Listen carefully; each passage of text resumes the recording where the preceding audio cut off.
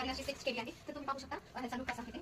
आणि त्यांना डिझायनर ब्लाउजही दिला आहे. तर ही अशी छान मस्त नॉर्मल साडी येते आणि मागे डबल काष्टाही येते. तुम्हाला मी ओपन करून त्याचा फिनिशिंगही दाखवेल.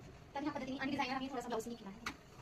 तर अशा पद्धतीची डिझायनर स्लीव्स पण आहे आणि बॅक साईड ब्लाउज डिझाईन काष्टा आणि हे प्लीज पण छान आहे.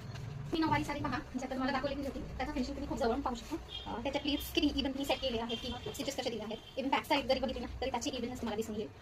तर बेल्टही प्रोव्हाइड केला आहे त्या साडीसाठी. तर हे बेल्टचं फिनिशिंग पहा कसं आहे ते. अशा पद्धतीचं फिनिशिंग केलं जातं. आणि हा पल्लू आहे म्हणजे नॉर्मली आम्ही म्हणजे जसं क्लायंटला हवं त्याचा ट्रीट करेल. इधर म्हणजे त्यांना पल्लू साईज मोठी हवी कशी ते त्यांच्या हिशोबाने ट्रीट करतात. आम्ही रफली असे पिन्स लावून फक्त घेतले आणि अशा पद्धतीने आम्ही साडी डिझाईन केली आहे म्हणजे स्टिच केली आहे. आणि फिनिशिंग आहे आपल्या साईडचं पहा. आम्ही जे स्टिचेस आहेत त्याच्यावरही असं क्यूज केलं आहे ज्याने की ना जातं. तर तुम्ही पहा तर हे डिफरन्स आहे सोनाली फॅशन हाऊसची डिझायनिंगमध्ये किंवा स्टिचिंगमध्ये. तर तुम्हालाही असं काय स्टिच करायचे असतील आउटफिट्स तर नक्की विजिट करा सोनाली फॅशन हाऊस. आणि तुम्ही पाहू शकता हाही आउटफिट आम्ही डिझाईन केला फक्त साडी ह्याला आम्ही झिप्पर दिला साईडला आणि विथ पॉकेट्स. तुम्ही पाहू शकता किती छान कॉलर पण फिटिंग एकदम मस्त परफेक्ट बसली आहे. तर अशा पद्धतीचे डिझाईन्स तुम्हाला जर हवे असतील आउटफिट्स तर नक्की विजिट करा Sonali fashion house. Thank you bye bye see या.